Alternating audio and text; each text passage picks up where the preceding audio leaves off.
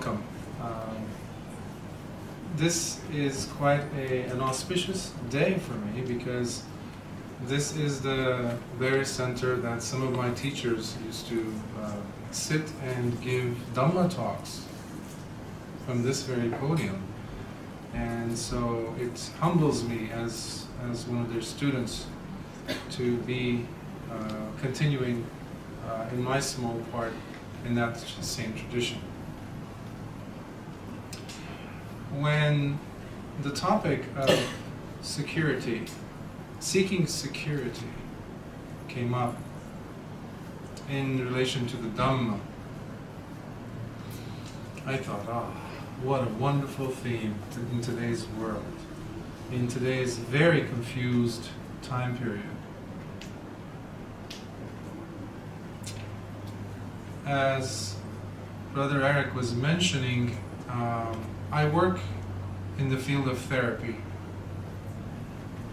Before that, for over a decade, I used to be a high school and university professor, high school teacher and university professor. And I would see the need for human contact, for human healthy relationships. Healthy, emphasis on healthy.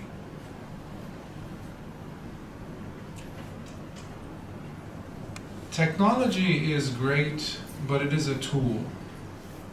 Science is great, but it is a tool. And like any tool, it can have the potential for harm as it has the potential for benefit.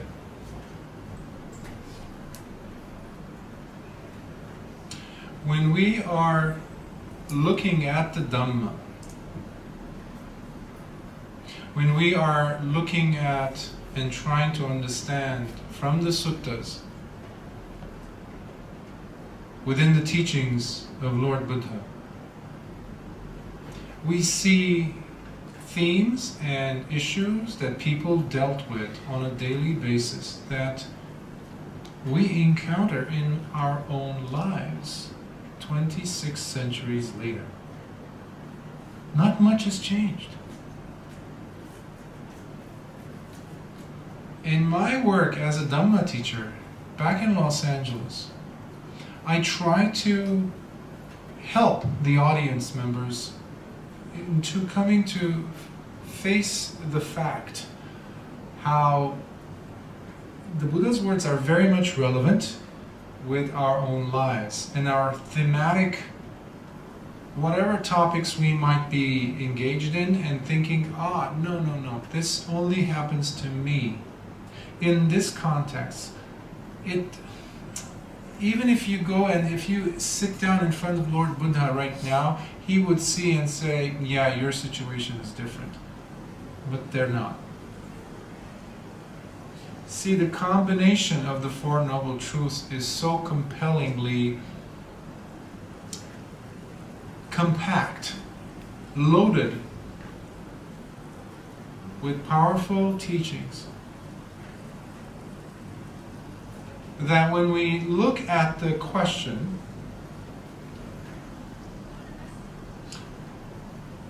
of how am I going to find security in life? How?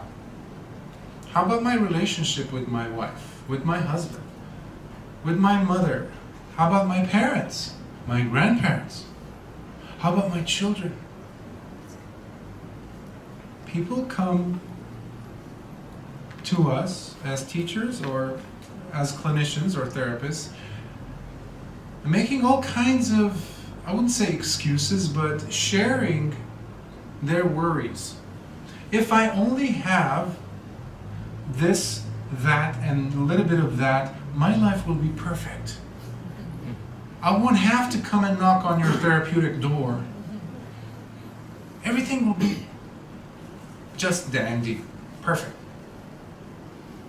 Okay, let's say you find that wonderful mate that you always looked for. Perfect, there, next to you. You're married. In fact, it's so great that even your in-laws love each other. Your in-laws, your mother-in-law, your father-in-law love you Imagine that. And then, well, if I only can make enough money, if my business does well this year, if I only pay off my debts, if my children, I want to have a son, I want to have a daughter, I want them to be healthy. Da, da, da, da, da. List after list after list after list, unending. Does it sound familiar?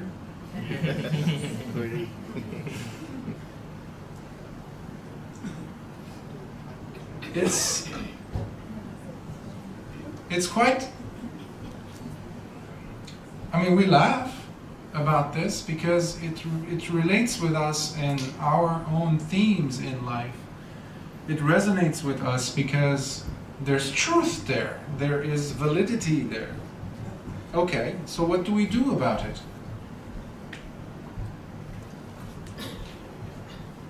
I remember when I was a child, I used to sit on my dad's lap, my father's lap, and I would look at his hand. They were so huge. They had veins and things. And I was a child, I was maybe 10 or 12, and I would look at him and I was like, wow, what a powerful man. I could never be like him. Never. I look at my hand now. In fact, my father, he passed away a few years ago, but before he passed away, I used to take special moments. I say special because the Dhamma allows us to treat each moment in a very special way if we are living with awareness, especially when our parents are still there and we appreciate their presence. So I used to put my hand next to his. And I would just compare, and I was like, do you remember? I would tell myself, do you remember the differences? And now look at your hand. It's bigger than your dad's. You're taller than your dad. Okay.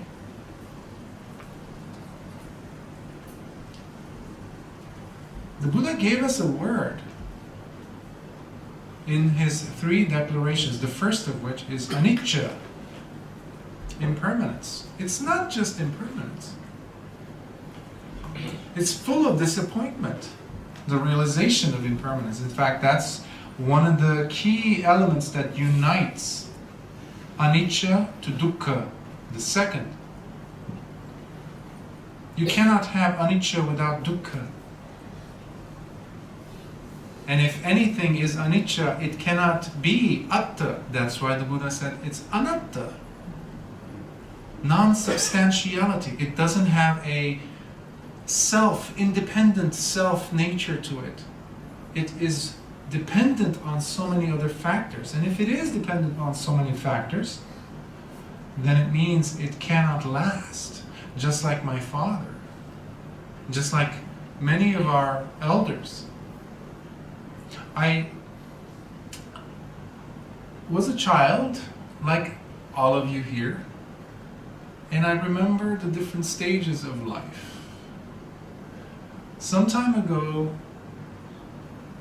in a Buddhist circle, I was giving a talk at a vihara, at a temple in Los Angeles, and they asked me to speak to a group of youngsters that came from Sri Lankan community. So it was a wonderful group of children, and one of them asked me, well, were you always a Buddhist? What brought you to Buddhism? Weren't you born in a Christian family? So why? So I said, well, that's a very good question. I've had many incidents in my life where I was like, wait a minute, I don't agree with this, I don't agree with that, I don't agree with that. And years later when I come across Buddhism, it goes, aha, this is my path. But the very important thing that made me really come to appreciate the Dhamma was the fact that I had experienced suffering being born in Lebanon. I was personally injured, traumatized, where I was not going to make it. But I survived. But from that point on, it made me realize some harsh realities about life. That there was not one thing that I could put a cover on and say, nothing is going to touch that. It is safe. My parents are safe. They will never die. The love I have towards this or that person will never go away. The love that they have towards me will never go away. There's no such thing, as we all know. And that's what the Buddha was trying to indicate for us. Help us, show us. And that's why he gave us the Four Noble Truths. It's quite remarkable. Even at the time of the Buddha, people used to say, yeah, I get it. Four Noble Truths, fine, it's okay, I understand. There's suffering, tell me something I don't know.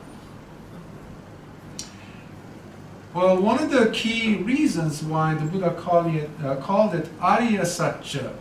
Arya means noble. It's not that the dukkha is noble, it's the understanding of dukkha, the presence of dukkha. That is the qualifier of nobility. Now, okay, why is it noble then? The realization. Many people equate the Dhamma or Buddhism, the Buddhist path, as pessimistic, which is wrong. They say, well, your tradition, your religion always talks about pessimism. You always say, life is suffering. Hold on. That's misrepresentation of the Lord Buddha's teaching. What do you mean, they ask? I say, the Buddha didn't say that. He said, there is suffering in life. Huge difference. Instead of saying, life is suffering. There is suffering in life. Now, to come to a point where we understand the truth of that statement on a visceral level, deeply, essentially, and see how big of a part that is taking in our lives, then we start to say, wait a minute, maybe dukkha is also in other areas of my life. With my relationship with my boss, with my relationship with my teacher, with my spouse, with the government, with this, with that. You name it, there's millions and millions and millions of examples. Okay. But where is suffering coming from? The Buddha gave us the second noble truth.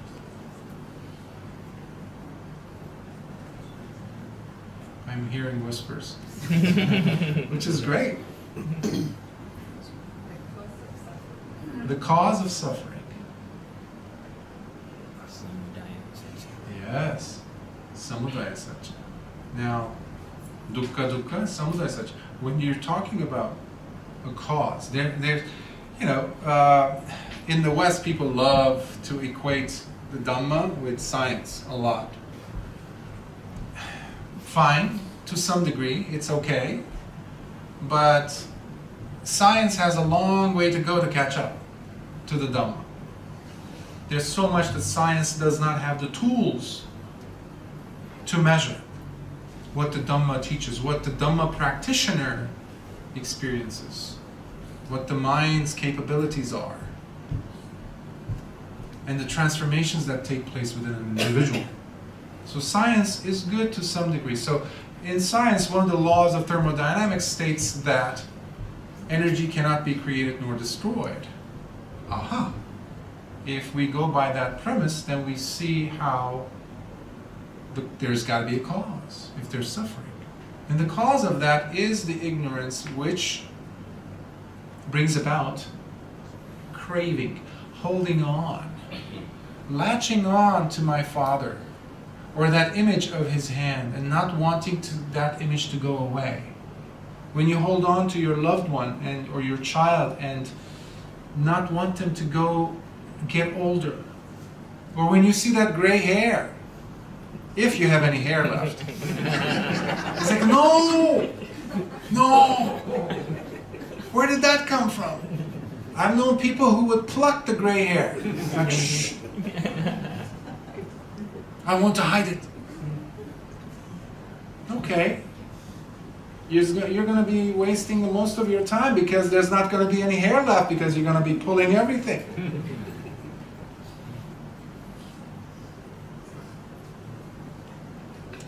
When we look outside of the Dhamma for security, what we are doing is we're going back to the source of the second noble truth, meaning we're craving for things to stay the same way, especially, obviously, when it's something that we are gaining pleasure out of. I remember Bhante Punnaji used to constantly repeat to me, he says, life has become nothing more than a maximization of pleasurable experiences and minimization of unpleasant ones. When I first heard him say it, like, yeah, yes, but we do this all the time. All the time. So, when you look around you and you see individuals who have reached a pinnacle in life, meaning a certain status. Perhaps they came from poverty. Perhaps they came from illness. So there's nothing wrong, there's nothing in the Dhamma that says you should not have any pleasure, by the way. It's our attitude towards the experiencing of a pleasureful experience. Meaning, am I wanting to hold on to this simply because it looks just incredible? Who says that you cannot appreciate your loved one, your partner, your child, their youth as they grow up in front of your eyes, and the different experiences that you're witnessing them go through, and the changes that take place within you? See, the Buddha would always say, this whole entire path is in this fathom-long body. All the teachings, we were talking about it earlier, all of the 84,000 teachings is found here, in this body. One's own, your body. If we know how to look. If we know how to look.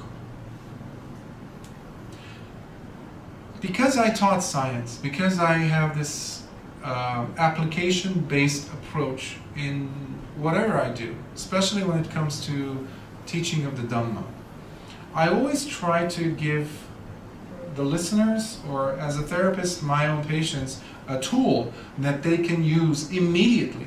Not when they leave my office, for example, but even while they're there. What can I say that could help you overcome some of the difficulties that you face? Is there such a tool? And when you look at the Dhamma, it's all over the place, fortunately. I don't have to look far.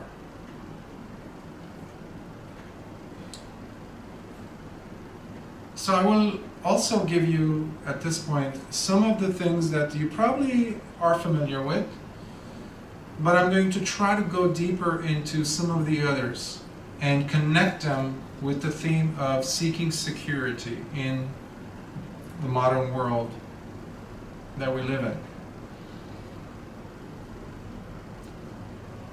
There's 3 trainings that we undergo in this path. Sila, Samadhi, and Panya. These are not things that we need to just memorize. These are practice-based protocols. We apply them in every way, every shape, and in every manner in our daily lives. Sila. When the Lord Buddha was teaching, not every individual who was present there was on the same level as everyone else. There were different levels of practitioners. There were some who would just come and sit in front of the Buddha, mesmerized, and they would just be, their jaws would drop, and they're just like, he was such a compelling presence. Their faith would be so great, that was enough for them. And it's no surprise that you see them actually fulfill some of their paramis. And when they died, they actually experienced being reborn in the Devaloka. Fine. Now I'm not saying I'm not a proponent of that path. Neither was the Lord Buddha. In fact, he would discourage. There's a case where he had to really scold, in a sense, a gentleman who had left his home, his family, and he had come and sat in front of the Buddha. Wherever the Buddha was teaching, he would just smile at the Buddha. So 1 day, 2 days, 3 days, the Buddha was seeing what was going on in his mind. And then he saw what was necessary, because that's another reason why the Buddha was the greatest mendicant man, a teacher, as well as a physician. So he would just give the right dosage, the right prescription medicine for that right time, for that right person. And the person was shocked enough, he was crushed emotionally. He felt rejected by the teacher that wanted him to leave his presence. But that was compelling enough for him to go and sit and meditate. Soon enough he became an arhat.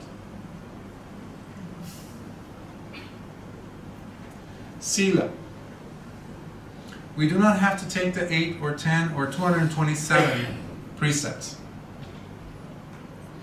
like a bhikkhu does in this tradition in order for us to practice Sila.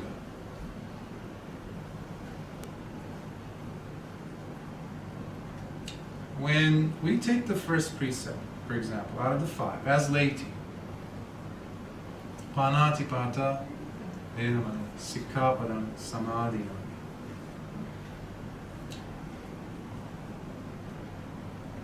I try often to dispel the myth that exists in the West when people hear precepts. They immediately equate that with commandments.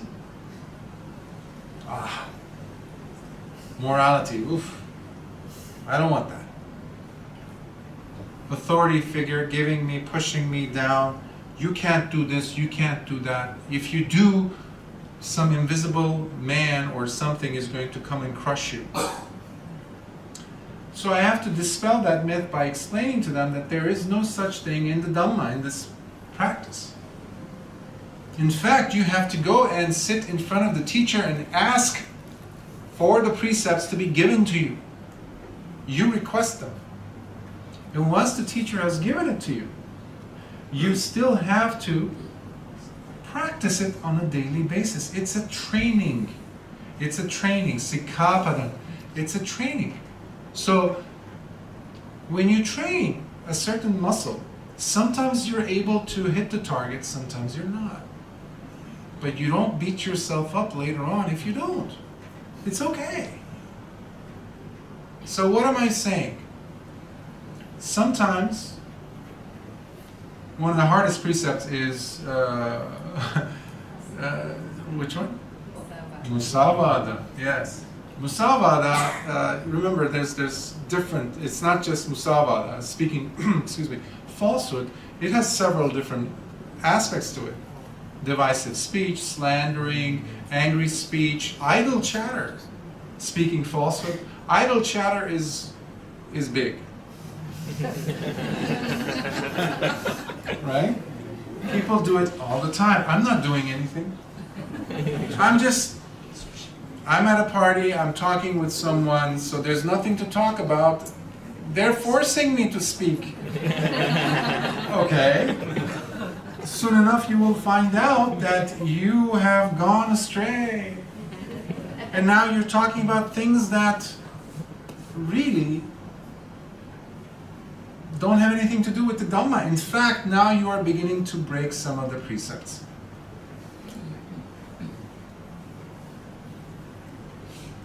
So, what I advise my meditation students to do, something that my teachers have advised me years ago, the moment you realize that you have broken a precept, if there is a Buddha statue nearby, if there isn't, that's fine. Just visualize the presence of the Buddha and just retake the precept, and that's it. But honestly, genuinely, realize that what you have done is not something that you would have done under a state where you were aware. Because what that opens the door otherwise is remorse comes in, regret, which is a negative state, which is one of the hindrances, nivarana. Uddhacca, kucca. Restlessness comes in, remorse and worry. They start churning up, and now the mind is no longer tranquil. So, we're still on sila. A person can find refuge. This is, I was on the plane a few hours ago, so I was sitting down and I was pondering how to approach this very juicy, rich topic. And I said, of course. Sila is wonderful. Sila is very protective. Not just of you, but those other beings around you. See, if you take the precept not to steal, or not to commit sexual misconduct, let's say coveting someone else's spouse or partner, what you are essentially saying is, you no longer have to fear me. I'm safe. You're safe around me. In fact, one of the wonderful things that does take place when a person keeps the 5 precepts is other beings, namely animals, dogs, birds, other animals around you, are going to start to feel comfortable coming around next to you. I've seen quite interesting evidence and heard stories of people who, sitting there, all of a sudden, other people, in fact, come and huddle next to you. Suddenly they want to take a picture with you. Meanwhile, there's other people like you, but they're not going there. They're coming to you. So what essentially is happening is you are directly and pragmatically applying something that bears fruit here and now. Here and now. Which is one of the qualifiers for the Dhamma.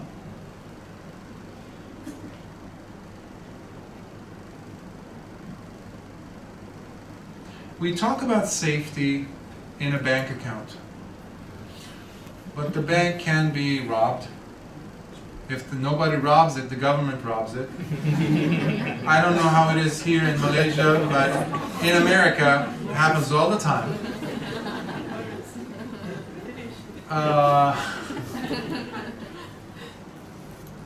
I know people who buy cars, homes, houses.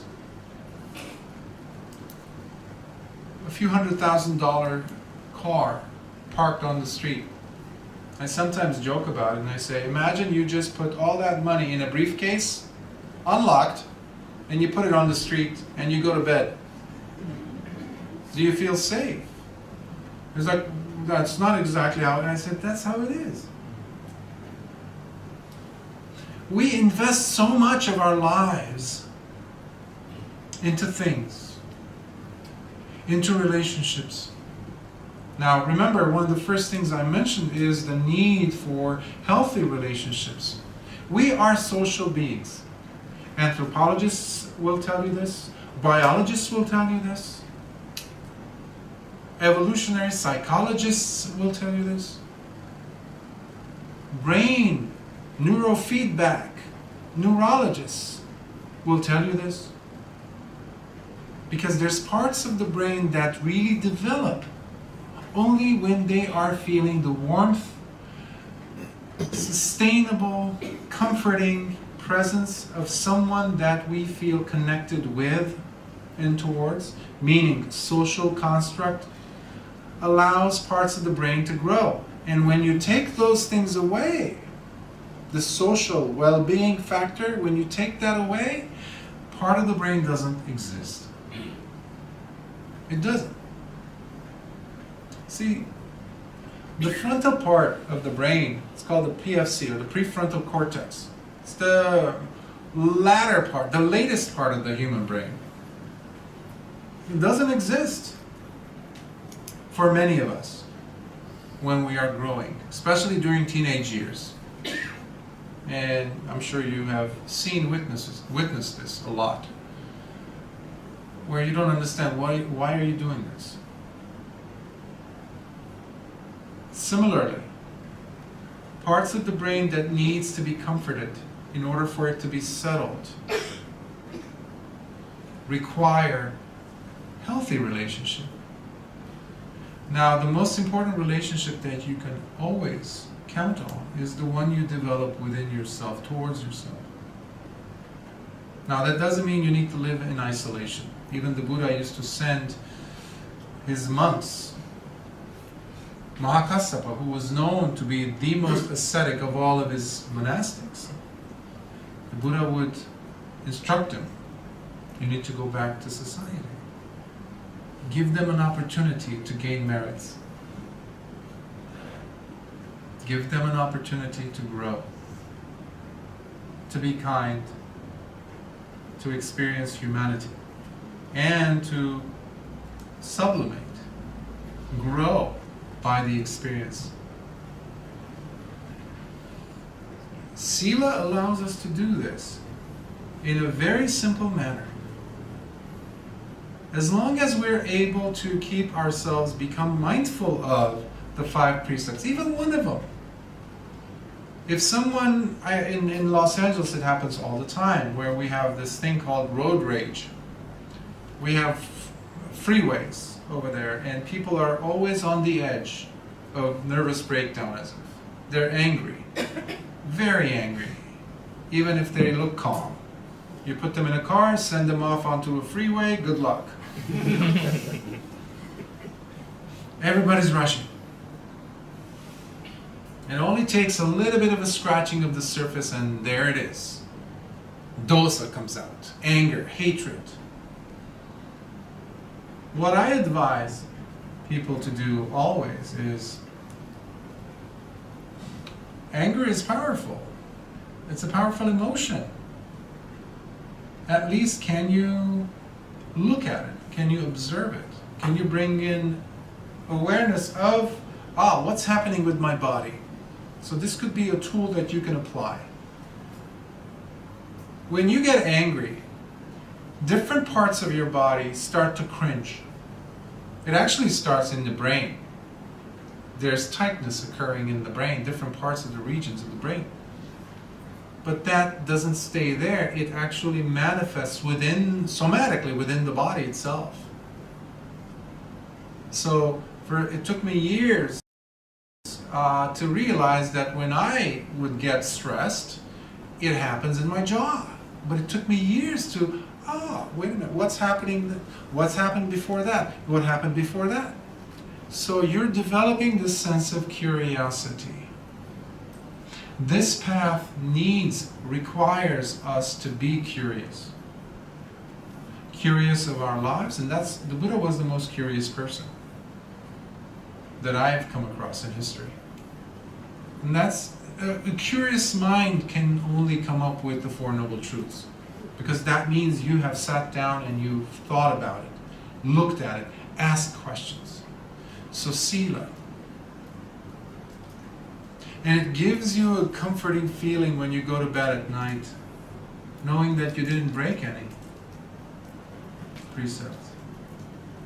And if you broke them, fine, but you realized that you broke one or two. That's okay. Remember, we don't want remorse.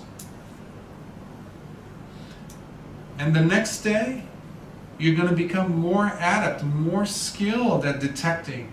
And then comes the second of the three trainings, which happens to be samadhi.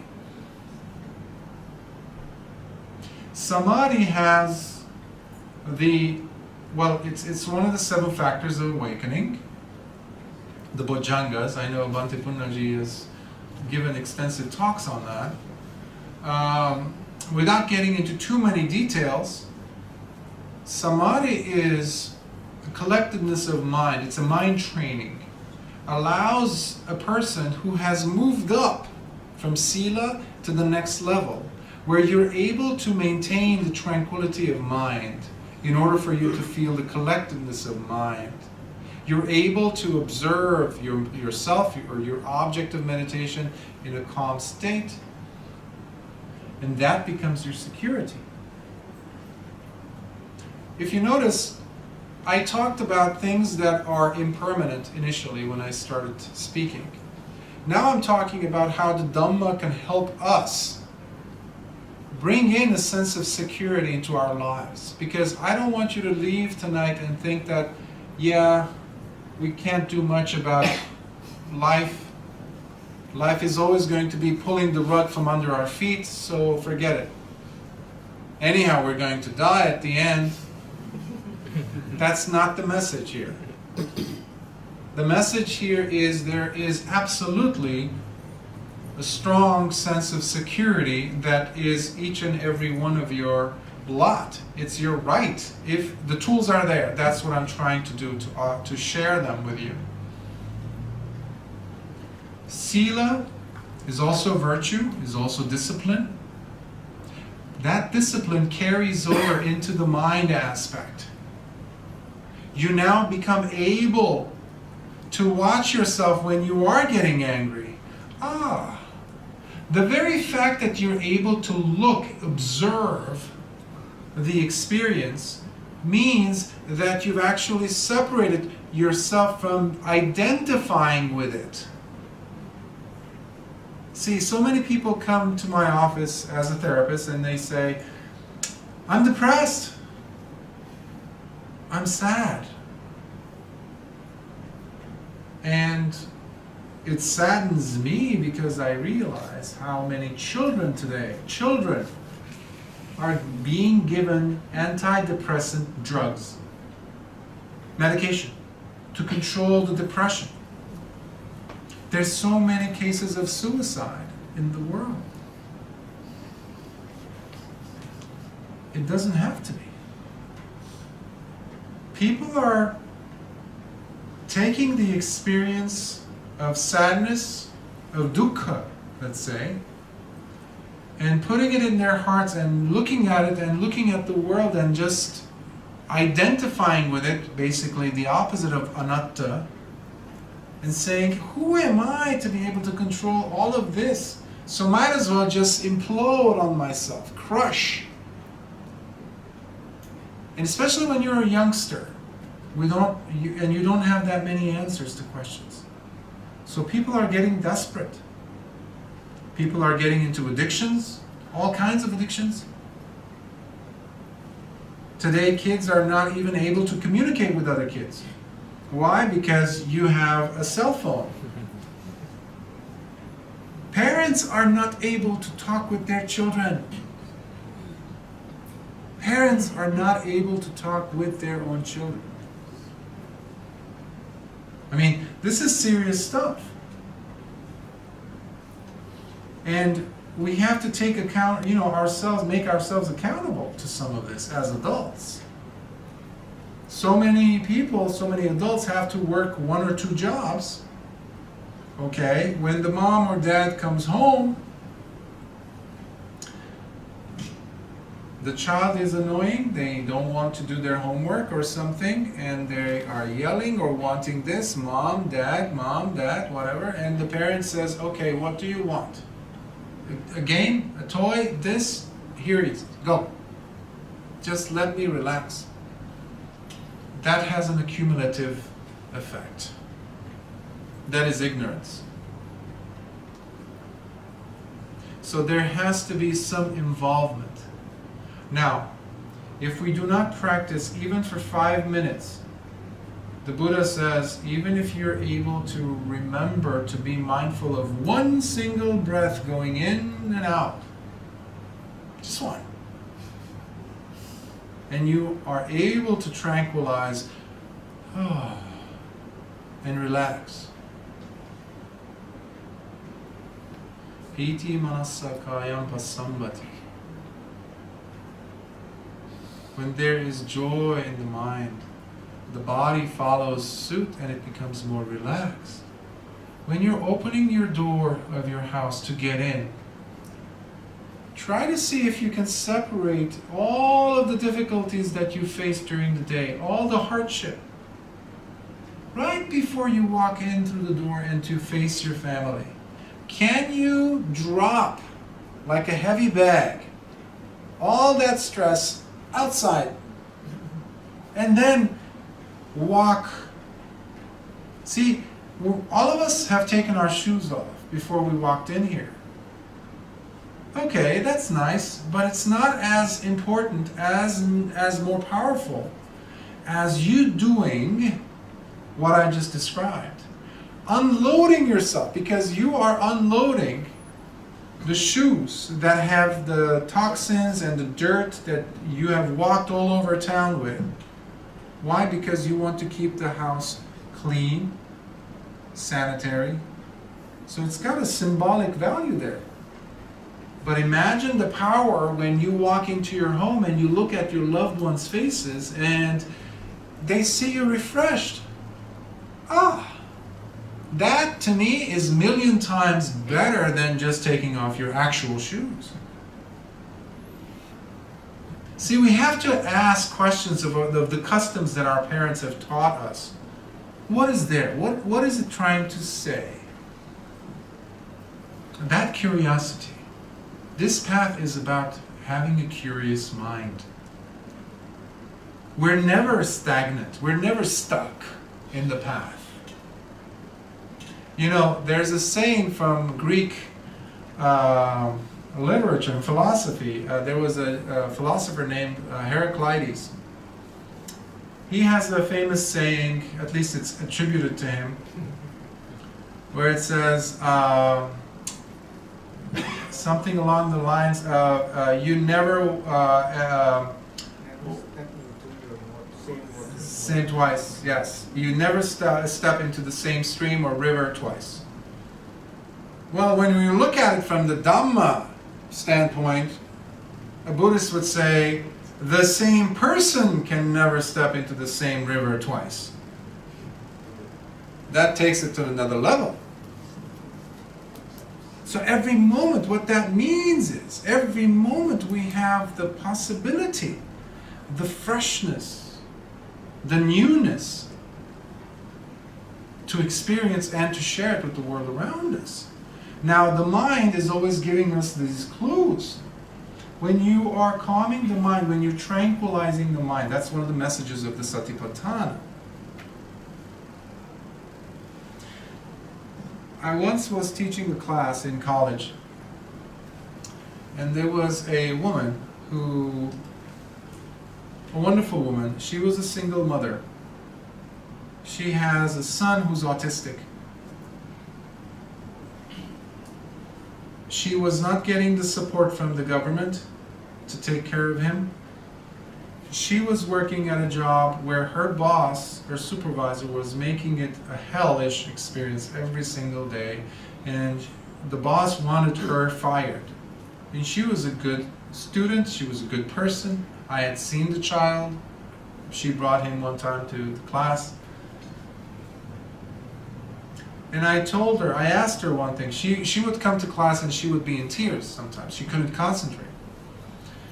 So I said, okay, forget about the lesson. I need you to get a piece of paper. Actually, I'm giving you a single sheet of paper. and I gave her a pen. And I said, I want you to write down 100 things that you're grateful for. She's like, are you kidding me? I said, yes. I'm not kidding you, but I want you to write.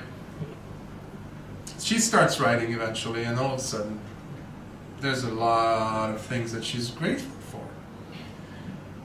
Then I wanted to make my point. I said, what is the most important thing in your life? Immediately she said, my son. I said, no. She's like, are you kidding me? I said, no, I'm not. She's like, what are you saying? You know me. Like, what are you trying to say? There's something more important than my son? This is my life. And I said, there's something even more important. And she's like, she got angry at this point. And I said, what? And I said, if you have a screwed up mind, if your mind is all over the place, if you're angry, if you're drugged, if you're drunk, would you even be able to hold your son with love? She's like, no. I said, the most important thing in your life is tranquility of your mind. And this is a person who doesn't know anything about meditation. See, you don't have to practice meditation necessarily to understand the jewels and the benefits of the Dhamma. Hopefully you will be enticed into wanting to practice by seeing the benefits of it. So tranquility of mind, if from samadhi you only get that, that's plenty. That's a lot. Next time when your spouse makes you angry, check. You know, I always tell people, when you point the finger out towards someone, it's you. It's you. It's your fault. If you weren't like this, I wouldn't be this way. Okay, there's one finger pointing that way. How many fingers are pointing this way? 3. So always think about, it's never about the world outside. Now I'm not saying the world is not carrying all these factors that cause harm and many devastating things sometimes. Yes. But what we need to do is to look at how much craving am I putting into this? Craving in the sense that I don't want to experience this, put this away from me. That's dukkha. The desire to want to have something when you can't, the desire to get rid of something that you don't want is dukkha. That's craving. The second noble truth. But the Buddha did not stop there. The Buddha said there's a third noble truth, which is the cessation. There's the nirodha.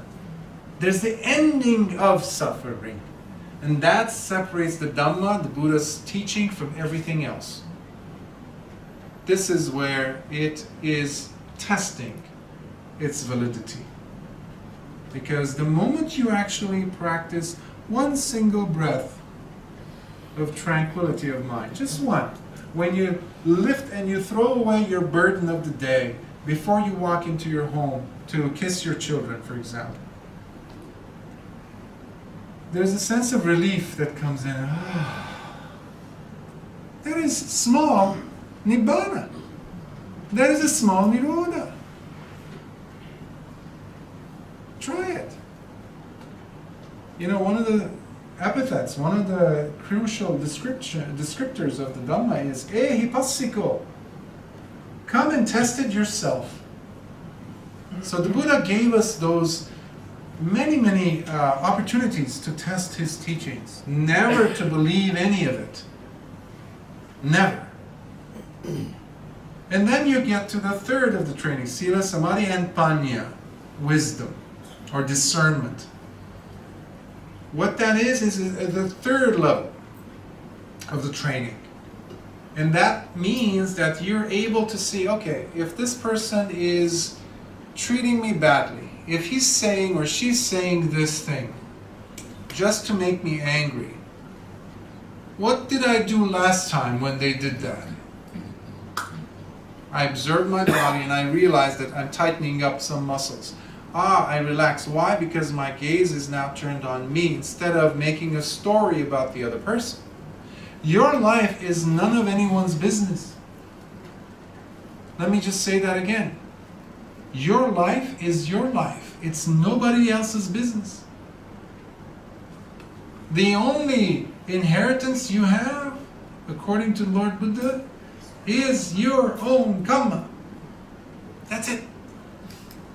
That's the only thing we're going to take with us. Only.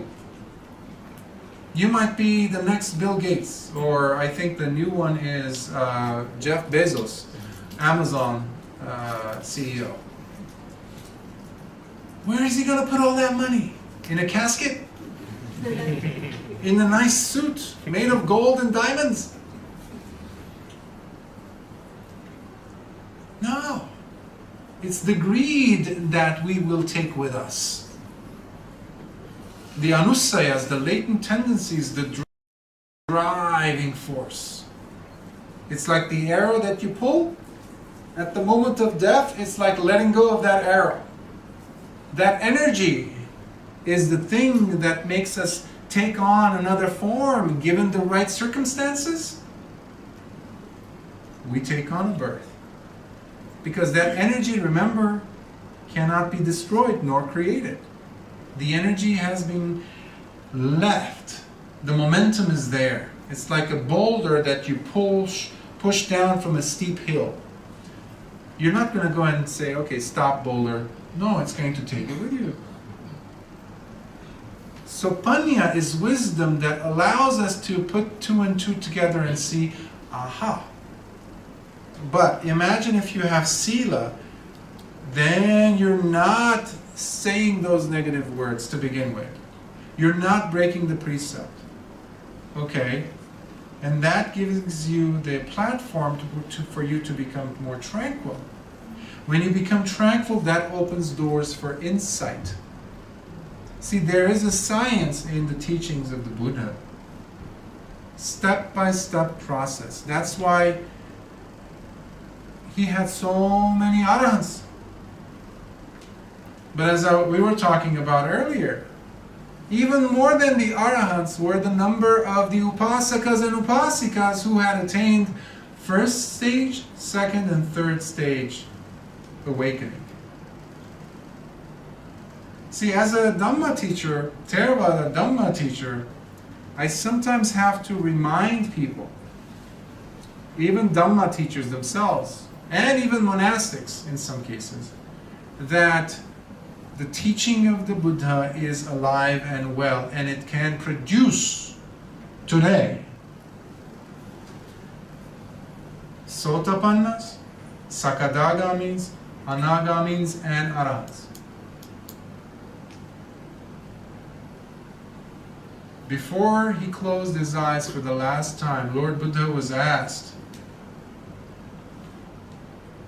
about the future of the sasana, and he says, so long as there is still the Eightfold Path available, so long as there are teachers who are teaching the Eightfold Path properly, and so long as there are those who practice the Eightfold Path properly, the world will never be short of arahants. I don't know about you, but I hear about the Eightfold Path. I have students who have advanced quite well. I personally have seen Sakadagamis. I have personally have seen Sotapannas. In this body, I have seen. And I have seen the transformation that takes place. This path is most wondrous path. So I don't want you to be disheartened or lose faith in the practice of the Dhamma. I don't want you to think of the Dhamma be something in the suttas or stories or the nikayas that you have to read or you have to become a monk or an expert. in order for you to attain any of these stages. Of course, being a monk or a nun is a wonderful thing because already your merits become exceedingly increased. Your practice develops a lot faster. But as long as most of us here are laity, I want to encourage you that the biggest number of enlightened beings at the time of the Buddha, when he was sitting down with his congregation, were laity. Anathapindika was a laity, member of the laity. Chitta, who was an anagami, who had businesses, wealthy man, he was a practitioner. So that gives me hope. That, not the stories, don't get me wrong. The stories are wonderful because they can inspire us. But are there ways where you can live a life that can be inspiring to you first? Can you develop a lifestyle where personality change takes place? When you look at yourself in the mirror and you don't recognize yourself from 10 months ago, and you say, I used to like this, I used to like that, and I used to love that, but now they've lost their sense. For me, I like to practice more. You know, sometimes culturally, some of us might want to get really old in our 70s or 80s or 90s in order for us to practice. That's still good. But if we have the opportunity to practice now, when we have a lot more energy, why not? So, you have the three, but Sila, Samadhi, and Panya, then it can actually become a deeper sense of security where a person can actually experience any of these four stages. That is unshakable. The Nibbanic experience is akuppa ceto vimutti, unshakable serenity of mind. That means the tranquility of mind is so powerful, it's so heavy, it's so steady, nothing can shake it. Now, because many of us are not there yet, we can start with Sila. You can do this every day. But I want to give you guys opportunities and for me to also hear from you questions, comments, critiques, elaborations. So please, I like it to be more interactive instead of just being one-sided, you know. So, is there a format, Brother Eric, for you to? Yes. Okay.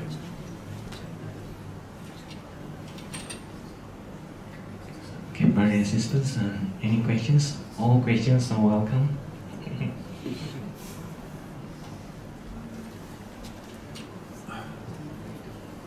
Yes. I would like to actually say, you mentioned about fault finding. One finger points the other way, 3 points back at you. Hey, we have 5 fingers. Where's the other finger?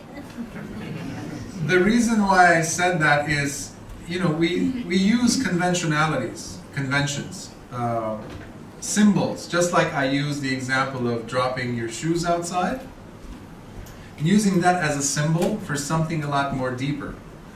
So, yes.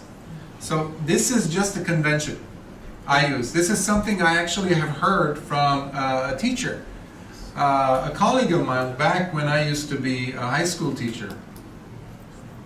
And she used to mention that to the students because the students were teenagers. So they used to say, oh, I didn't do it, he did it.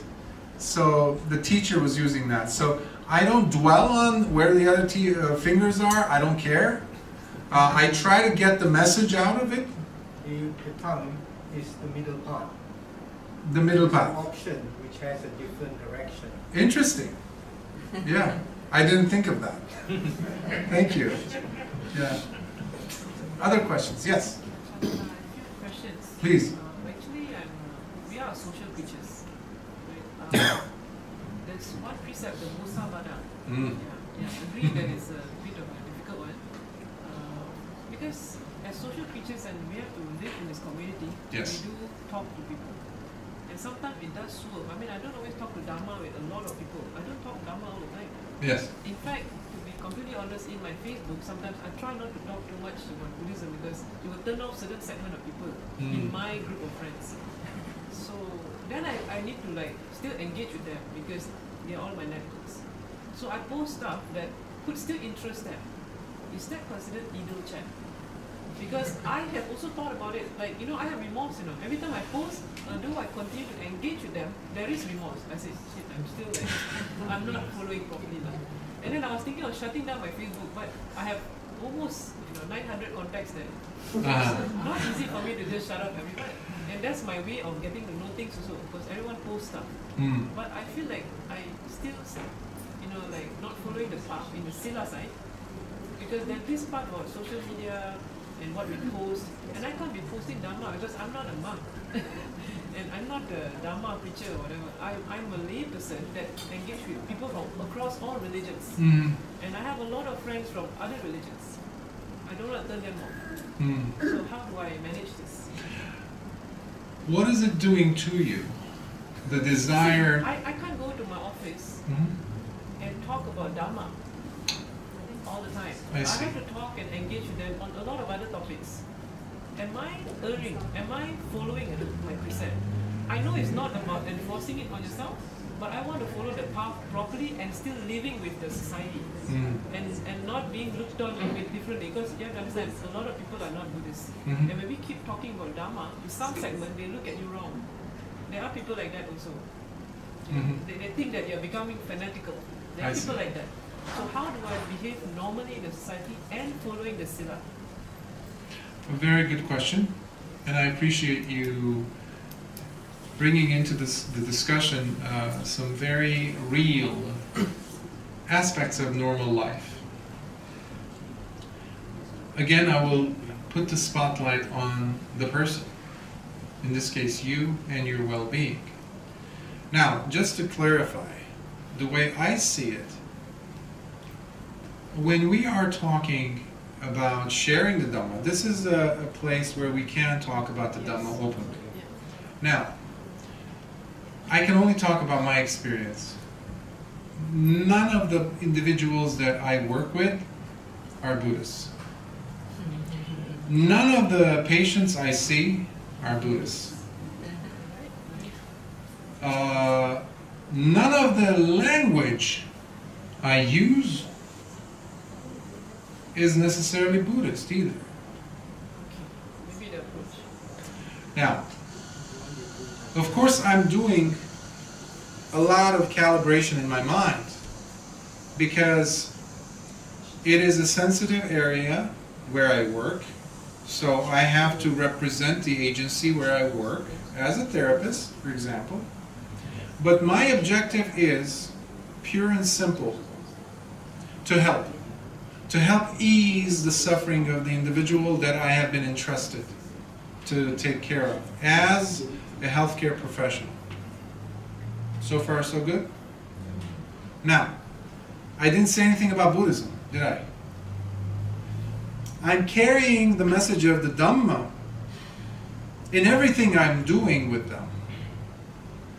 I might even use terms like cognitive behavioral psychology. I might use interventions, that's the language that we use in therapy, in psychotherapy, but using a Buddhist filter to make it go through. Sometimes I talk with couples that are dealing with issues while using the Four Noble Truths. They don't know. They don't know.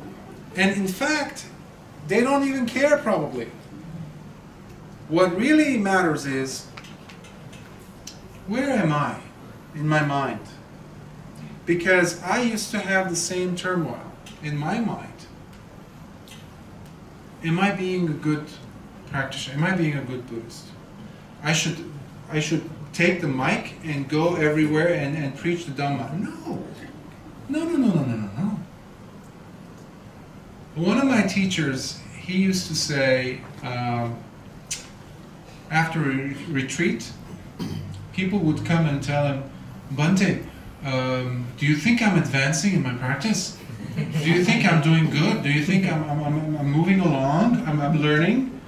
And he would say to them, why are you asking me? I only see you for 2 weeks, 1 month. Go talk to your wife. Go talk to your cat, to your dog. They will tell you if you've really improved, you've become a good Buddhist or not. See, what I'm trying to say is, your objective is, first of all, to keep that tranquility of mind, clear conscience. That's another way of saying it, even though I'm using it with, very broadly. But I would invite you to question even your desire to keep things okay. I want everybody to be okay with me. How important is that to yourself? I'm just leaving you with those questions. And how compelling is that, or are those, for your own happiness? Is it very important? And another good question to ask, and I invite all of us to do it, and some phones have this, for you to be kind of reminded of how often, how many hours a week or a day you spend on social media. And that is even more of a compelling way of using idle chatter. Because idle chatter is another way of saying wasting of time. And if you look at how much we use social media, wow, hours go by. 5 minutes here, 10 minutes there, 20 minutes here. Oh, look at this little cat on the thing. Why? Now I'm seeing Buddhist monastics posing with cats and dogs. I am seeing Buddhist teachers posting videos, and their website is supposed to be on the Dhamma. I personally might have issues with that, but they don't, and that's fine. Yes? That's a very good answer. Oh, thank you. I'm glad you agree. I just like to reiterate on the question which you asked. Are you looking at things in a judgmental point of view, Sister Carol, where you feel your conceit, your ego, and your personality perspective takes a very, very heavy burden on your decision making? I feel like the more I practice the precept, the more aware. Before that, I wasn't aware, right? So I was just doing things mindlessly. But now I'm aware, and I'm very, it becomes like that. You can see in the way I'm judging myself. Sometimes I'm judging myself. I am judging myself. That's but then I realized, I'm tensing up. Talking on the precepts, can you actually kind of like play a curious role to understand when did these precepts actually come into the sasana? When did the Buddha actually give these precepts or incorporate precepts into the teaching? That's the first question. Second question, you did mention a character called Chitta, the laity. If I recall well, he had 4 wives. Now, how does that relate to the third precept? Yes. First question, it had to do with the precepts. Well, I'm glad to say that for almost 2 decades, this is what my teachers have taught me. They're all monks, Theravada monks. I was surprised when I heard this, by the way. They said for the longest time, there was no precept. And if you look at the Vinaya Pitaka, you actually read about each of the precepts and the background stories and how they started. Because initially, all those individuals who became bhikkhus, bhikkhus at the time, they were already so established in the path. There was no question of breaking a precept. None. It was all a given. It's like gravity for them. It's like, of course I'm not going to harm another person, another being. Of course I'm not going to have sex. Of course I'm not going to steal. Of course. It's not even a question to ask. However, as the Buddha sasana, as the monastics, as the popularity of the Dhamma expanded, more and more people saw, this is good. I can leave home, I can become a bhikkhu, I can take the ordination and then a higher ordination, and food is there, monastery is there, this and that. There were many people like this. They were not the majority, however, in order for the Buddha to make sure that for the posterity of the Dhamma to be maintained healthy and strong so that it could reach us 26 centuries later, he had to establish one after another precepts. He didn't want to, but he wanted to preserve the Dhamma. He wanted to preserve the Sangha. And that is a special quality. And that's what I have to remind people of, the importance of Sila. It's not somebody over there on top of us enforcing it. No, there's a reason. It purifies, it protects, but there was an important reason to begin with. Yes, and that's why the number came up to 227 for a bhikkhu. Later on, when the bhikkhuni order came in and the Buddha hesitatingly agreed, he had to add more precepts for the female monastics simply because of the time period and the various different considerations for women, because they were going to now walk around the countryside. And India of that day, even today, is not a very safe place for a female. So the Buddha had to ensure.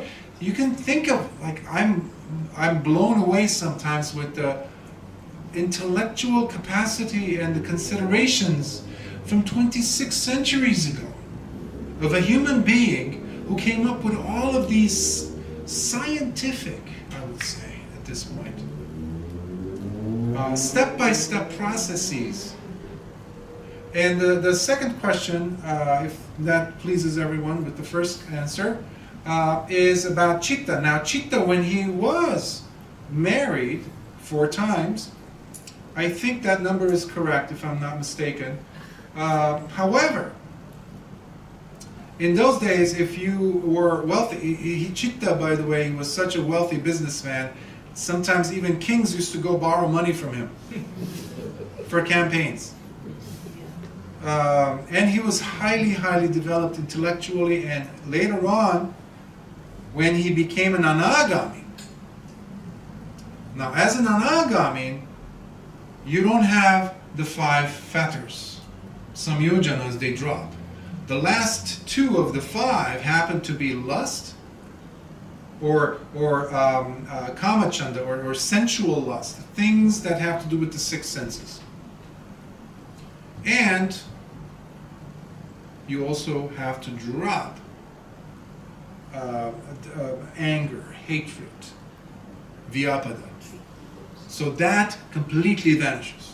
In addition to the other 3, which is Sakkaya Ditthi, Silabbata Paramasa, and Vicikiccha. Very good. Which is the doubt in the Dhamma and the effectiveness of it. So the first 3 get to be fully dropped in the first, the Sotapanna, and in the second, Sakadagami, actually weakens the last 3 drop, and the 2 get weaker. Now, in the case of Chitta, he was no longer having any sexual intercourse. He was already old, and he was a grandfather, but they lived in his mansion as sisters. And one of the things that happens to an anagami is one of the first things they do is they want to separate themselves from their spouses or their partners, and they usually give them the right, the choice to leave, and in some cases they've even gone to someone and said, "Did you want to marry someone else?" And one of them said yes, and this person goes and gives his blessing to the new husband. So there is no lust. So I hope that answers your question. Yeah. But that's again the third precept of having chastity towards a partner. There's an anomaly there. Yeah, it's sexual, even like there is, viraga takes place, which is dispassion. There's disenchantment. So even food, when you eat food, you don't lust after another spoonful. If someone says, "Oh, you have to have this mango lassi," it's like, "Oh, this is something from a deva realm or something," and you're like, "Okay." You realize there is some pleasure. You taste it, but and you're thinking about what nutritious factors are being added. I saw some hands there, so earlier. I don't want to call anyone, but out. Yes, please. My voice is a bit bad, but I see what you've been talking about, how with your teaching going to adapt to a free world. There's so many programs. The program might be offended by what you say. The program might be offended by what I say. Yeah. For example, certain religion, when they look at Buddha, they consider Buddha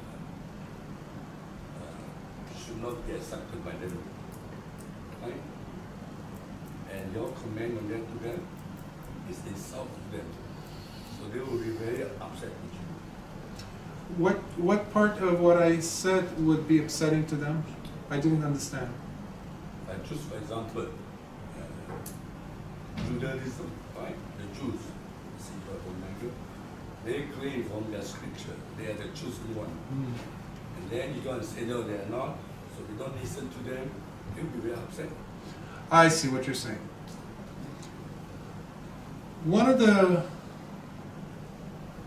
Well, actually, there's been several instances in the Buddha's lifetime. In one of the suttas, a wonderful sutta, heavy, it's loaded with information and meaning, is the Madhupindika Sutta, the Honey Bowl Sutta, where Sakyan, royal family member, Sakyan, where the Buddha actually belonged to that clan as well. His name was Dandapani. He had a golden cane, and he used to walk with that golden cane. And he was a very close friend of Devadatta, the Buddha's brother-in-law or cousin. So he came to the Buddha, and he said, he was very disrespectful. So what does the recluse Gautama teach? So the Buddha gives, pretty much in a nutshell, the entire teaching in a big paragraph. So you have to take a few breaths for you to say the entire paragraph. I mean, that's how long it is. But one sentence in that is addressing what you said. He said, this path, in his case, he's representing himself, Buddha, he says, there is no going after anyone. I don't find, you're not fault finding. You're not in a mission to say to this religious practitioner, to that religious practitioner, you are wrong, I am right. Whatever their belief is for their path, my job is not to go and do this. Remember? Because just like that old saying, a man in the old days walked outside barefooted, and the ground was so jaggedy, rocks, shards of glass and this and that, and he didn't like it. So he goes home and he cuts some rubber, leather, And he looks in his pockets and he has some money. He goes and buys more leather and he covers up the front yard. And he goes outside and adds some on the street. And he walks and he says, now I can walk. Until a wise person goes next to him and says, what are you doing? He says, I want to now cover the whole entire world because I want to make myself comfortable. That's the trick. And the man says, what are you doing? You're insane. Give me a knife. He cuts him a little bit. He gives him, give me your feet. Ties him up and gives him shoes. And he says, now walk anywhere you want. The Dhamma is giving us through the Eightfold Path. Remember, right communication or harmonious speech is not just when I'm communicating with you, but the first thing happens is my communication with myself, my internal narrative, my internal communication. Most of the times when we talk with ourselves, we are full of hatred, judgment. I'm not good enough. I'm never going to be a good dad. I'm never going to be a good son. I'm never going to be. This path is self-sustaining. The tranquility of mind that I mentioned earlier is one that gives you a sense of security that no convincing of somebody belonging to another tradition where they become part of what your belief is really could give that same satisfaction. Anyhow, the Dhamma is never about converting anyone. This is something I was saying about 2 weeks ago to someone in Los Angeles. I said, nowhere in the Sutta Pitaka do you find the Buddha ever mentioning, I want you to come to my path. No. Now, there were a lot of crazy people. Even the first individual who saw the Buddha when he had just attained awakening. Look at how great of an opportunity it is. I mean, this man must have earned a lot of merits to be the first person to see after the Buddha's, Nibbana. And he looks at him and is like, so, what are you? Are you a god? Are you a human? At that point the Buddha says, I am a Buddha. And the man rolls his eyes and just says, and he turns his back and walks. Now the Buddha didn't go and pull him back and say, hey, believe me, you know who I am? I am this. You know how many Mahakalpas it takes? For me? Do you know what great No! He just let him be. And that's another form of compassion. Nowhere do we find that. And that gives me such tremendous comfort. I see the individuals you're talking about around me. And that's one of the reasons why I'm coming back to your question earlier. It's not my job to show my Buddhist badges to them. If I am a good enough Buddhist, even that term, Buddhist, if I am on the path, if I'm practicing the path, then everything about me will indicate that. Sila, Samadhi, and Panya, we become the embodiments of that. And at the very least, if you could just become a Sotapanna, that would be wonderful.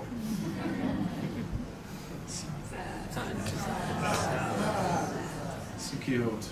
Yes, you had I just want to add a small comment to Please. what you just said. Actually, we are looking at Buddhism and then we are comparing it with other religions. That's the start of dukkha. Because whenever we look at it in terms of religion, it disunites. It's actually creating more conflicts. But in the Dhamma, there's more spirituality and it's more universal. In fact, the whole teaching of the Buddha was universal in terms of sabbe satta, bhavantu sukhitata. But very few people can see it because there's too much conceptual commentaries and too much stories in terms of taking you to believe rather than understand. So we are caught in this confusion, and that is actually what we need to overcome.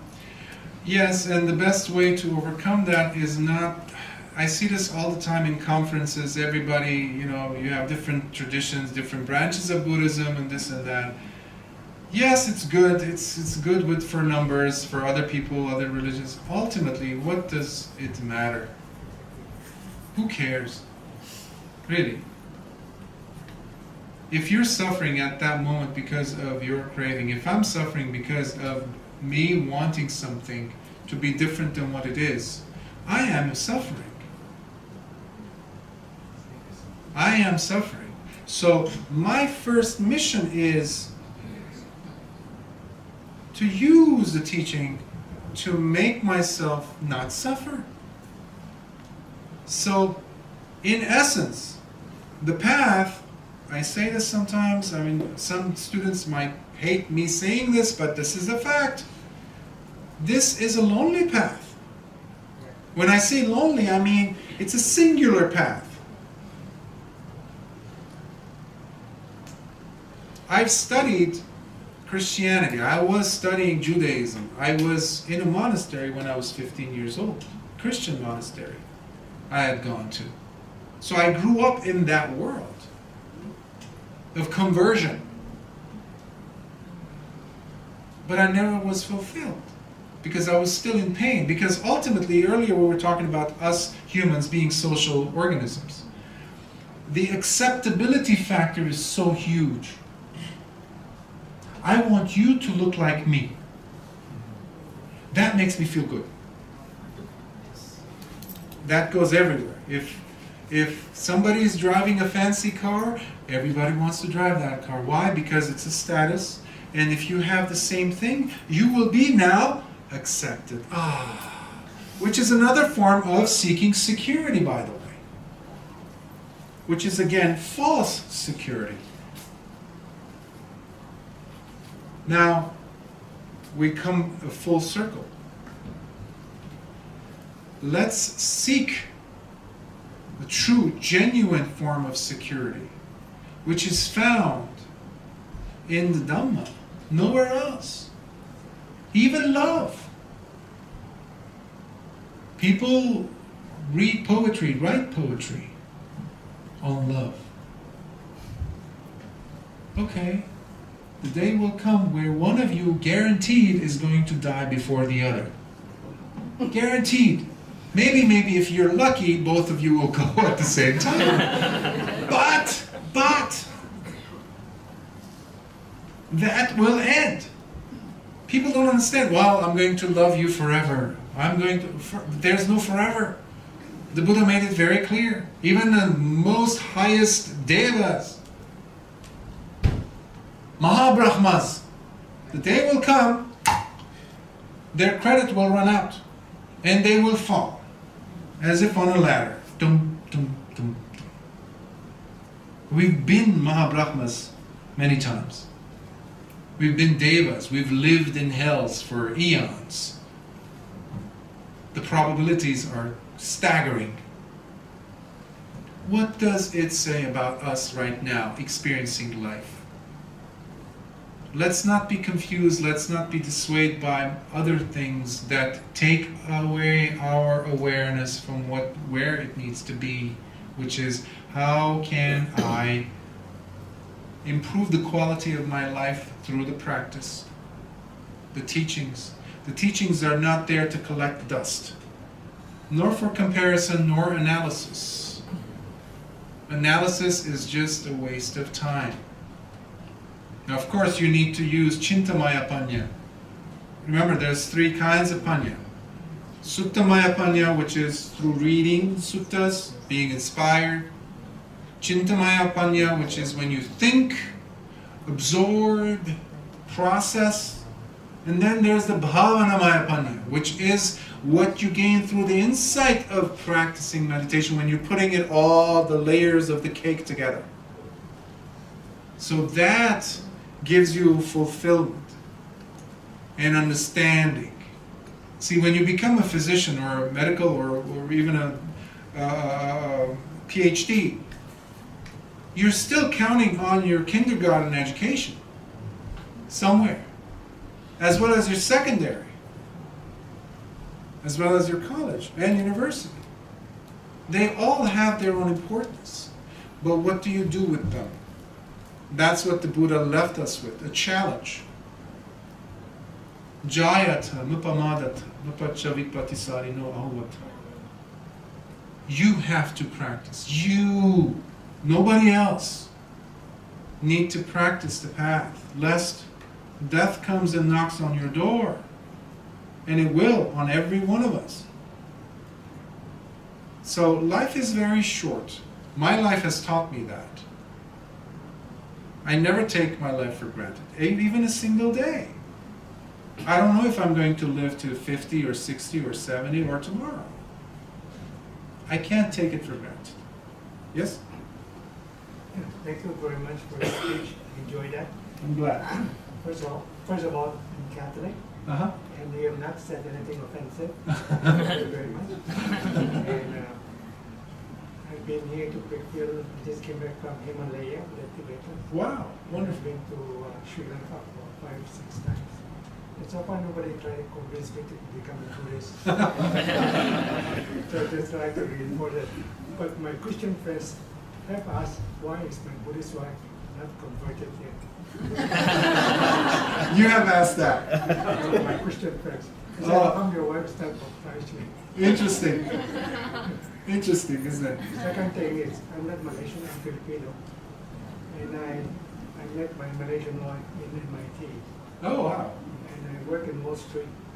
And I've done a few businesses which are successful. So my question is there something wrong with me not to be suffering? We keep talking about suffering. Mm-hmm. My children went to Harvard, went to MIT. My businesses are doing well. So I'm not suffering. Is there something wrong with me?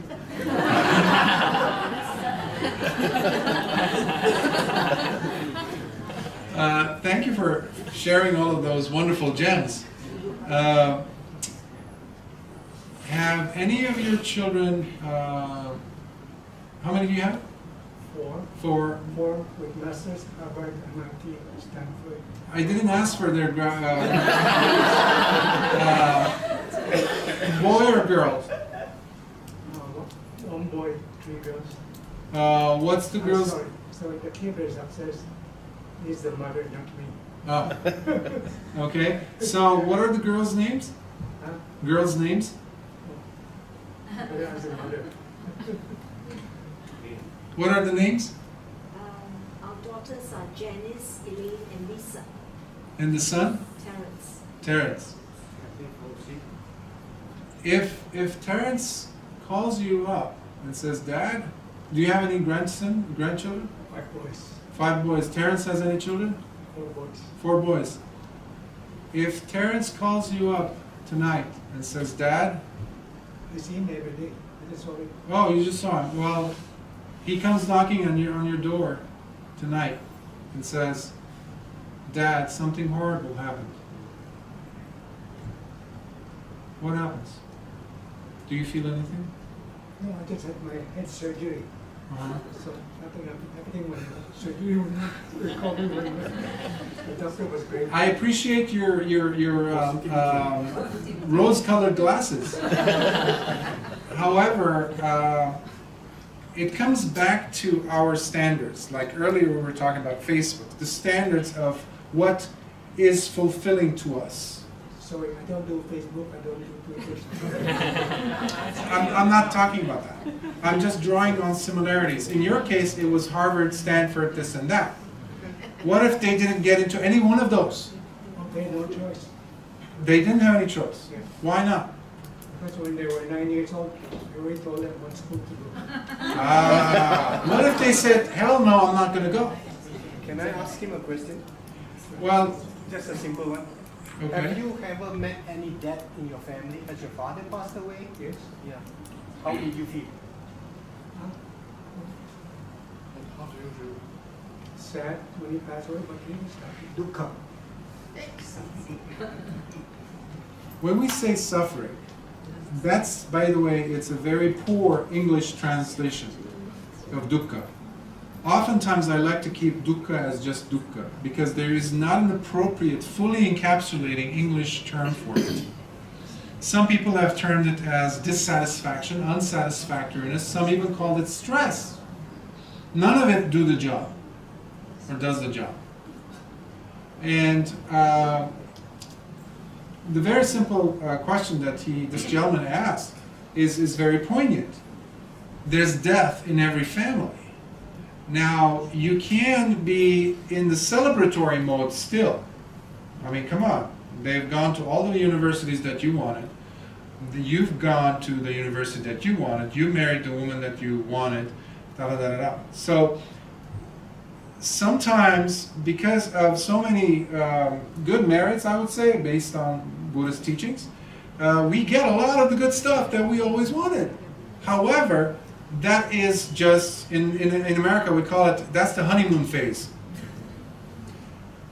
Death is the great equalizer. Doesn't care who you are, doesn't care where your sons or daughters are graduated from. I see people coming in much younger than, I'm presuming, your children, in their age of 16 or 17. No, I'm using my example, where they have terminal cancer. That means they have about 6-7 months tops to live. They have to go and get chemotherapy at that age. So in your case, you have not encountered that, from what I'm hearing, with your family. That does not behoove you to sit there and say, dukkha doesn't relate to me, because your face changed when he asked you, did your father die? Your face, literally, the corners of your lips dropped. I don't consider death as suffering. No, it's what impact it does have on the rest of us. The ones who have had a connection with, a meaningful relationship with the people. That is suffering. So, one time the Buddha was asked about loved ones.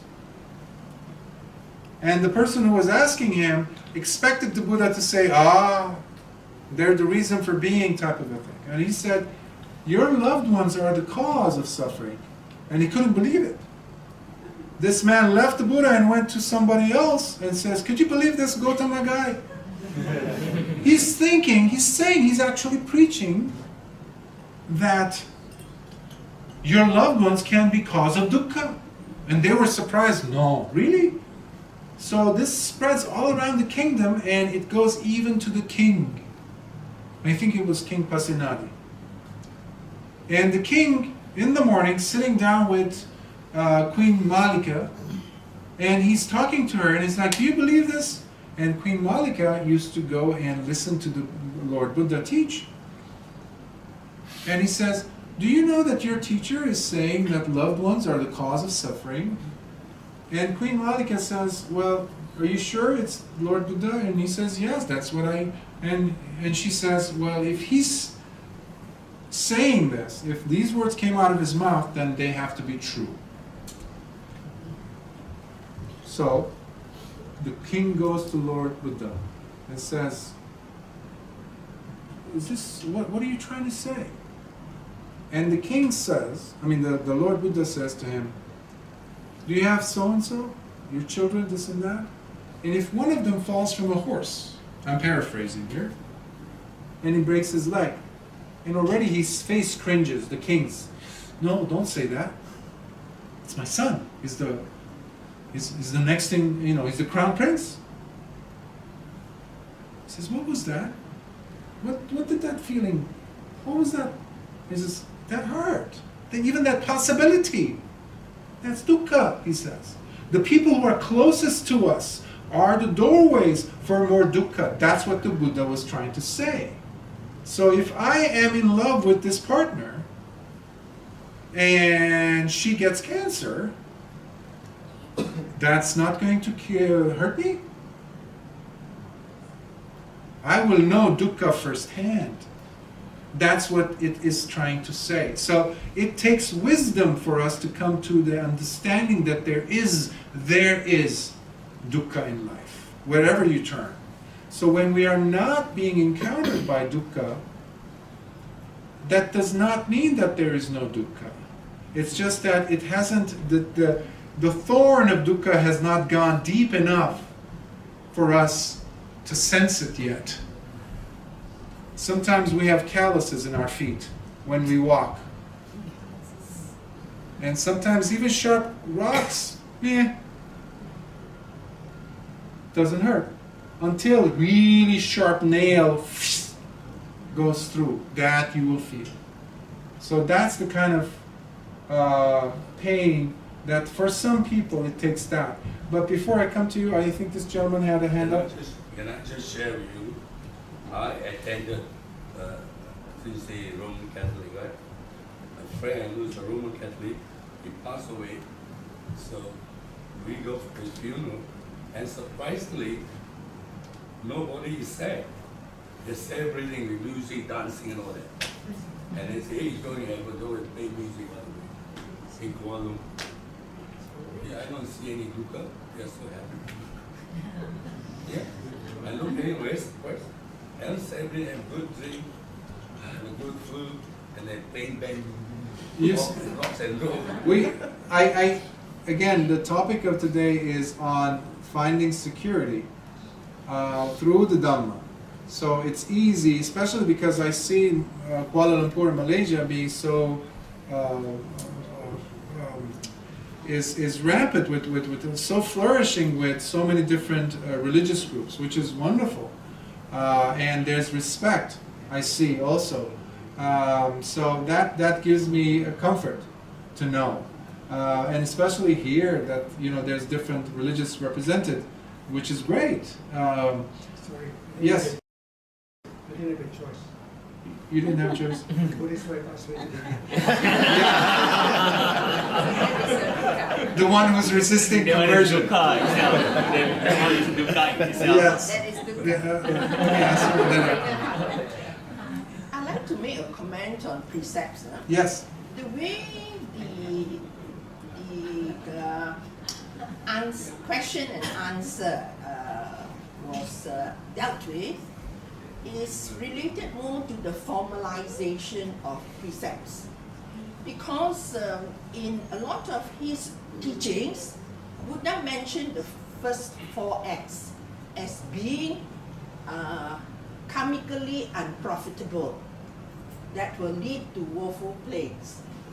He talked about that without it being framed in the formal form of precepts. He just said that if you want to be in a good, let's say for example rebirth, or in a good situation in the future, you must refrain from these 4 acts. And these are the first 4 of the precepts. Okay, so the intoxicant is left out? Yes. Okay. Well, that, I don't know what sources you came... in the suttas. Yeah, which suttas? A lot of suttas. Because when you are talking about the intoxicating part, the Buddha also mentions that if you start with that, the intoxicating, all the other 4 will follow. Yes. My point is not about that. My point is about him asking about when the precepts. Yes. Yeah. I mean, that was a formal putting forward. Yes. These 4 of the first 4 of the precepts were already mentioned by Lord Buddha in all his teachings, without it being formally in the form of precepts. Yes, and what you have to understand is for the first almost 20 years, there were no need for precepts. That's what I was trying to say to the gentleman. But precepts, as we understand it, as formal. Yes, yes. These But, were already mentioned as not good. yeah, because as a yogi, as a samana, in those days they're called samana, it's unthinkable for you to even consider stealing. So when a person was putting on the robes, when he was taking the going forth, already it meant that none of these things were going to be taking place. So they became officiated because the number of monks in the Sangha grew. So there had to be a system where they even had to meet for Uposhata, every fortnight, every 2 weeks, and chant the Patimokka. So all these things were established because now it was being turned into some form of a structure, which didn't exist. Because you were dealing in the first 20 years or so with almost arahants. So an arahant is not going to break any precepts anyhow. As a follow-up to this, I think that is so for India because the culture, the practice, the culture that went back thousands of years was such that they were so spiritually engaged that they knew about this. But for others, you see, when teachings were later taught elsewhere, in those areas which are less spiritually awakened, in other places in the world, you see, then these precepts, as formal precepts, are important.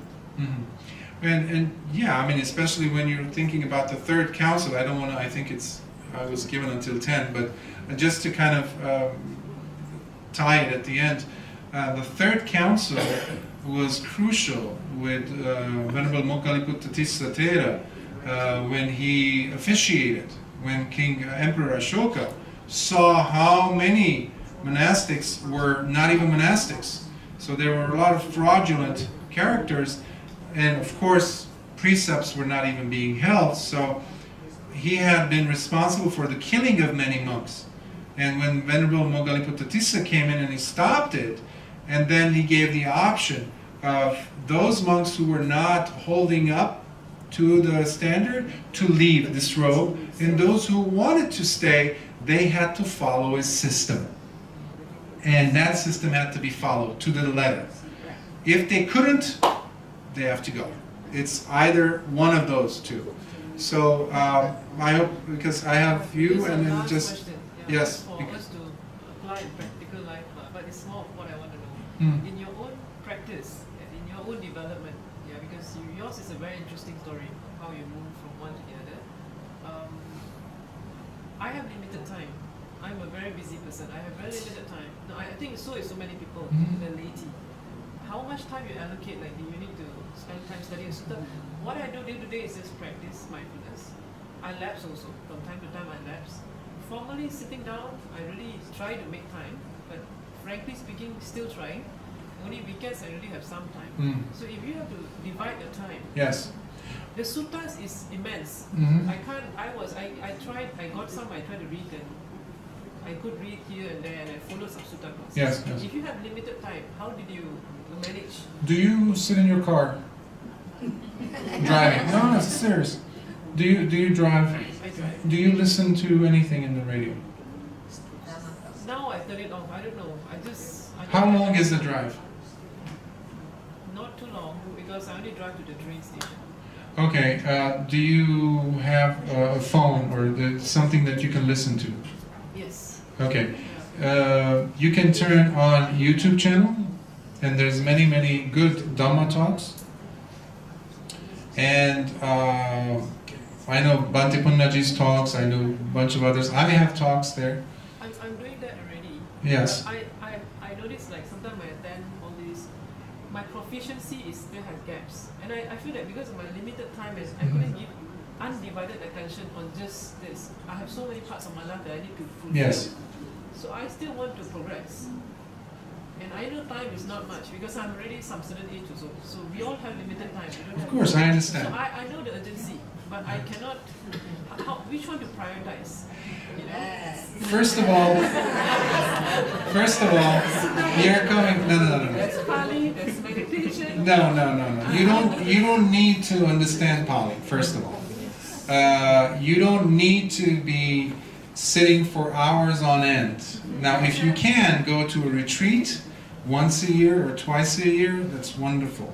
At least that could get you to settle down and really get the feeling at the utmost of what you could give into this practice, because you're coming from a good place, and I can see it and sense it through your voice and your interest in pursuing this.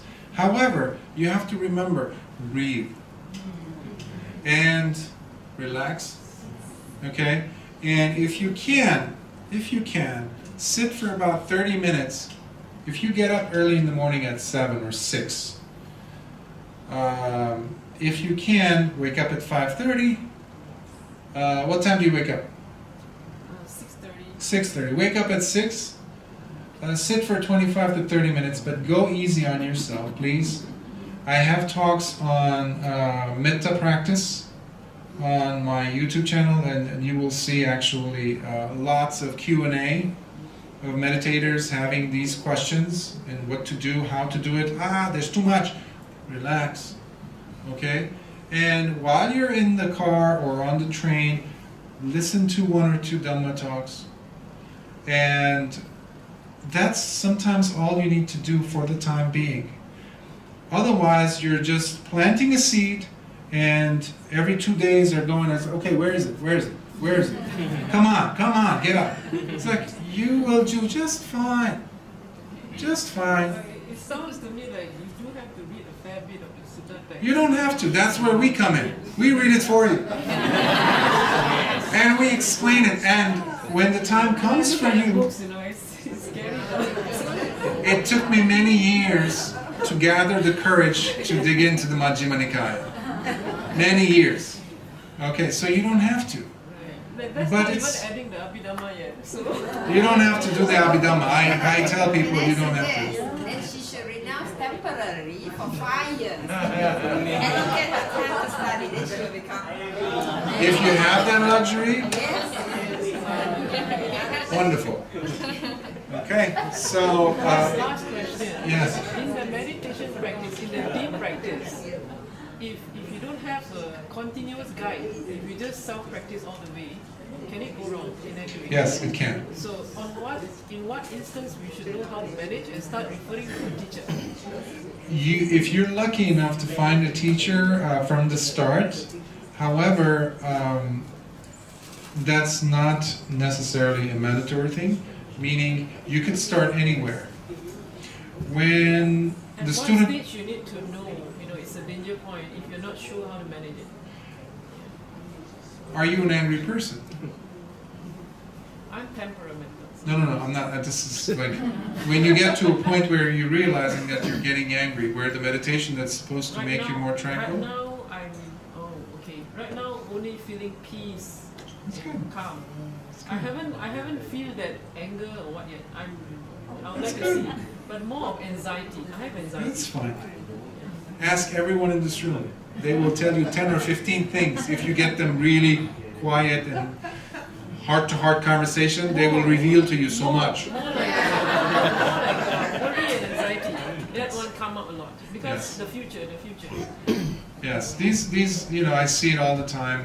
Sometimes it's anger, sometimes it's restlessness. Yeah, restlessness. Yeah. Restlessness is going to be with you until you become an arahant. That's true. Venerable Mahamoggallana, he was a restless person. Okay? And the Buddha, he personally advised Venerable Mahamoggallana. And the only way that he could really get rid of it, because remember, it's the first fetters, restlessness falls in the other 5, which is the domain of an arahant. When you become an arahant, okay, as long as ignorance also goes with it as well. So what I'm trying to say is not to minimize what you are expressing, what you're experiencing. There are tools. I highly advise people to listen to the teachings of valid meditation teachers who do this. Valid? Because there's so many teachers. Yes, that's a good question, and that's where, you know, when the student is ready, the teacher appears. There's that saying. So what you can do is... Too many teachers. There are also that. You have so many. Actually, too many. No, not that. I can speak with you briefly afterwards. If you like, I can briefly speak to you afterwards, and I can share with you some things. Perhaps that would be useful. Because it's 10 past 10, so thank you for... Thank you.